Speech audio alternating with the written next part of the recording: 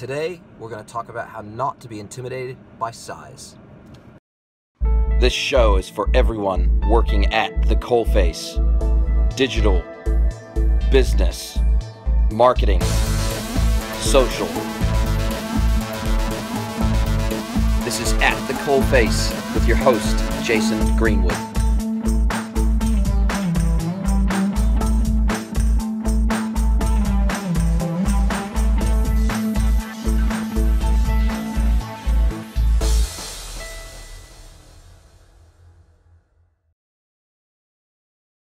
Hello everybody, I'm Jason Greenwood. Welcome to episode 22 of At the Coalface.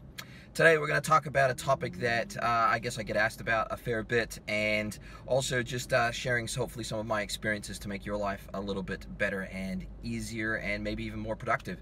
Also got a new phone mount for the car that's a little bit more stable, so hopefully if I can continue to do these in the car, as I often try to do, then hopefully it'll just be make it a little bit easier viewing experience.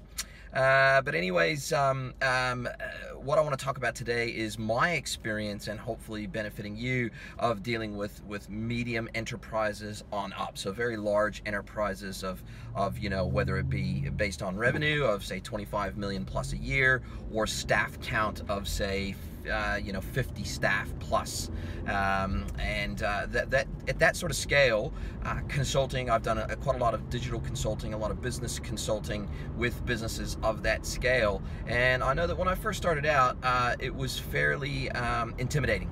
It was quite scary. It was you felt very much like, oh my gosh, am I capable enough, am I skilled enough to consult with companies of this size? And I just want you to know that that it definitely is possible, that they aren't as scary as you might think, and in fact, your perspective, especially if you're new to the industry or new to the space, your perspective can actually be very valuable to these companies that are often very, very set in their ways and really resistant to change. And they've got legacy processes, they've got legacy people, they've got legacy systems that they're dealing with. And so I want to give you a couple of stories to hopefully put your mind at ease that some of these big companies maybe aren't as advanced as you might think, maybe aren't as scary as you might think, maybe aren't going to be as intimidating as you might think. I've dealt with large companies both here and in Australia, and there's definitely a theme, I guess, that runs through pretty consistently, which is that maybe they aren't as advanced as you might think, because they do have those legacy systems obviously in place, and they've got legacy processes and legacy people. Sometimes they've got staff that have been there for 20 years and are very set in their ways, and as a result of that, they're not innovating, they're not being different, they're not improving, they're not changing because they haven't been challenged, and maybe they've got a monopoly position in the marketplace that is a historical monopoly position. Maybe they were the sole distributor of a product, the sole wholesaler of a product if they're B2B, or if they're B2C, maybe they own a couple of brands, or that they have the exclusive rights to sell specific brands or specific ranges, and as a result of that, that's what's given them that monopoly power, and they have no incentive to change, because if you want that product, they're the only people that you can go to. And so these are the businesses that really need to change the most, they need to adapt the most, and are the most challenging to adapt, and so they take the longest, and so they're behind the times, probably worse than some of the newer, fresher, faster startups that don't have any legacy issues to deal with. So I dealt with one of the largest furniture retailers in all of Australia, a publicly listed company, originally started out as a family business, and I consulted with them for a couple of years, and one of the things we discovered when we were working with them is that they had a proprietary ERP system that was really limiting what they could do. They'd customized it to such a point it was basically a bespoke system for them, and it meant that they weren't benefiting from any of the improvements in ERP systems, in order management systems, in warehouse management systems. They weren't benefiting from the global development in those systems because their system was so bespoke, so unique, so tailored for them and their needs. And so, when I first started consulting with these larger companies, and I first went in and was talking to the CXO level people and staff and maybe boards and presenting findings of discovery, when we were going in and looking at their systems and making sure that they were suitable for e-commerce and digital, we would go in and we would present our findings, we would present recommendations, we'd present proposals. We'd show them the data, the hard data, and we would show them the outcomes of our discovery sessions that we had with their internal staff members, and highlighted some of their pain points, and maybe brought together the whole of business viewpoint that maybe they didn't have themselves internally because the staff were siloed, or the departments were very siloed, and didn't always talk to each other cross-functionally. And so I saw that firsthand. I saw the dysfunction firsthand, even in very large corporations that you would think were totally up to speed and cutting edge. And there's another company that I consulted with, made personalized products, named products they were a retailer, online retailer, selling personalized products with you could define a name, you could define different things that would be personalized on these products.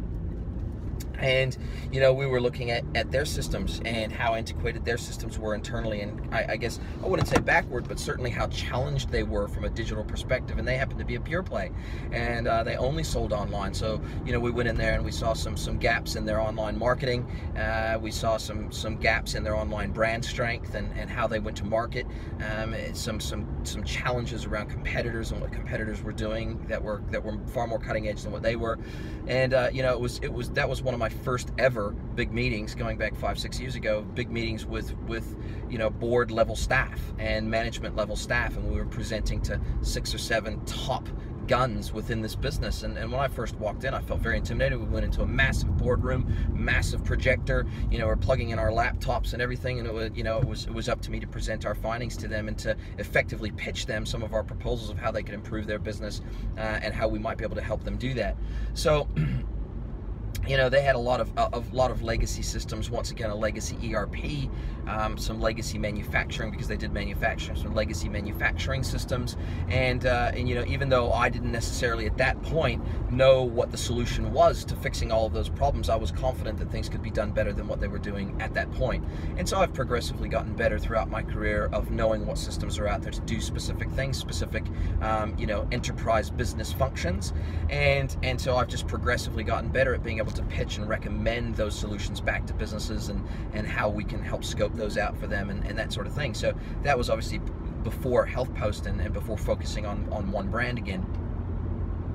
So I want to give you 3 key tips of how it will make it easier for you to go into those heavy hitting situations where you might need to pitch back to your own business. Your business may be the one that's sort of legacy or stuck in the mud and maybe not as progressive as you'd like it to be. So maybe you need to present back to your own board, your own management team, etc. And maybe you're feeling a little bit overwhelmed and intimidated. Maybe you haven't been in the business that long, or maybe you haven't been in the workforce that long, and so maybe you're a bit new to consulting, or you're new to whatever role you happen to be doing within the business and trying to make change, positive change happen. So there's 3 tips that I have that I used to use extensively that really helped keep in perspective who I was talking to, and maybe what their skill set was, maybe that their experience wasn't as great as maybe what I thought it was, and it helped to bring them down a peg, at least in my thinking, so that I wasn't so overwhelmed that when I went in there I would seize up, because I didn't want that to happen. Obviously, as a consultant, you've got to think on your feet, and you've got to be confident, and you've got to be positive, and you have to be presenting solutions that you believe in, so therefore they can believe in and buy into mentally and emotionally, and obviously financially as well. Because you've got to paint the picture of the outcome that you see for their business if they go down the path that you're recommending, whether that be from a marketing perspective, whether it be come from an HR and people perspective, whether that be from a technology perspective, whatever it is that you're pitching back to the business, you have to paint that end state picture that you envisage for them so that they can start buying into that end state picture. So the 3 things are, starting with number 1, one of your strongest allies is going to be LinkedIn. So if you know who you're going in to speak to and present to, and you should, if you've done your groundwork, if you've done your preparation, you'll know the people, you'll know what their roles are, you'll know what their names are, you'll know their email addresses, you'll know at least the basics of that business. And one of the first things you want to do is you want to jump onto LinkedIn. You want to look at all of these people. You want to spend 15 minutes to a half an hour reviewing their profile, looking at their history, looking at their experience, looking at any recommendations that are on there, so that you get a real feel for what they know and maybe what they don't know, where you might know something a little bit in an area where they're weak in, or that you can align with, so that you have that common foundation. If you've kind of got some common networks, some common friends, then going one step further than just reviewing their LinkedIn profile is you can reach out to some of your mutual contacts and get a better feel for that individual if you don't know them already. So you can reach out to them and say, hey, I'm going to meet with Bob next week, and we're going to present some ideas and some possible solutions around some gaps that we've identified in their business. Based on what you know of this person, what would be the best way to present this to them? How do you think they would receive this the best? What kind of person are they? Are they quite pedantic and technical, or are they more emotional? And you can ask certain questions that's going to allow you to go in better prepared than otherwise. So that's the first step, is to really get to know who they are. And effectively, if they've got a LinkedIn profile, they've effectively got an online CV for you to review and for you to get a real good feel of who they are and where they came from. The second thing is to get access to that particular business's Google Analytics data. So typically they'll have Google Analytics running or some other analytics package. And typically, even if you haven't won the deal yet and you're simply in that initial stage of consulting, they will give you at least read-only access to their analytics data for a window of time. It might only be for a day or two. And so, regardless of what they may have told you they're doing, regardless of maybe how well they think they are doing, the analytics data is not going to lie. And so it really gives you a very accurate picture of how they're performing, where their traffic's coming from, gives you an accurate picture if they're an e-commerce business of how much revenue they're generating, where it's coming from, where the key demographics are, their target markets, how they're performing in those target markets, and it starts giving you an idea of where you're going to start to be looking at their competitors, etc. So it gives you a real good baseline of some really hardcore data from site search and on-site behavior and revenue performance and year-over-year performance, month-over-month performance, up, down, whatever. So it's going to give you some real key insights to go in, and you're going to have a much stronger foundation of confidence to reflect on when you make your presentation. You're going to base your presentation on some of that hard data that's coming out of their analytics system, and they can't argue with it because you can show it to them in black and white from their own data. And that's really, really important because it builds trust quickly, because it shows that you've done your homework. It shows that you care enough to dig deep into some of their data and spend a couple of hours digging into their data, getting to know their business a little bit better and what drives it and what's really driving the performance of that business, particularly online and from those digital channels and through those digital channels. So that's a real key one right there. The third tip that I found is to be very helpful is to get a picture of how active they are on social media. So what are people saying about them on social media? What social media channels do they use? What platforms do they use? What do they have accounts on? And what are people engaging? Are their customers? Are their staff? Are people gravitating towards that brand and around that brand? And are they engaging strongly with that brand online? Are they commenting? Are they asking questions? Are they interacting with some of the content? Is that business even producing content that's native to those individual platforms and trying to even have conversations with their customers? And it's going to give you a real strong indication of just how much they actually care about their customers or don't. Because if they're not interacting with their customers, if they're making no effort whatsoever to talk to their audience, their prospective customers and their existing customers online through social media, then that gives you a pretty good indication that maybe they aren't as customer-centric as they should be, or as they might even think they are. So those things can kind of cut them down to size. These businesses, when you start breaking apart their component parts, we always liked to, and I always liked to work with companies where I either backed the horse or I backed the jockey. And what I mean by that is I always had a predilection or a preference to work with businesses where I really, really respected the CEO or the CFO or whoever, or the chief marketing officer or the digital manager, e-commerce manager, whoever it was that I had to engage with for my piece of work at a primary level. I always liked to work with businesses where I could either really, really respect and appreciate their business and their business model and their go-to-market model, and where I think they had real opportunity in their vertical, or maybe they're breaking new ground and I really wanted to play a part in that. Secondarily, once again, that jockey. If I really like that person, that it made it a lot easier to have a connection or to form a connection with that one person that I have to primarily interface with. And if I respected them and I respected their vision for where they wanted that business to go, it made it a whole lot easier to get excited and pumped about both presenting to them, and then if you won the deal, to actually then going on and actually working with them on an ongoing basis. So certainly horse or jockey is really those are the two things I looked at. And really, you know, businesses take two forms. They're either relatively small and new, and so they're time rich, but they might be cash flow poor, or they're big and they're behemoth, or they're maybe even medium size or bigger, and they've got a lot of potential access to resources, even if they maybe pretend that they don't, but they actually do. If they can get board approval, then they've got maybe more cash resources to pull upon, more internal resources to pull upon to engage with you and make that engagement effective.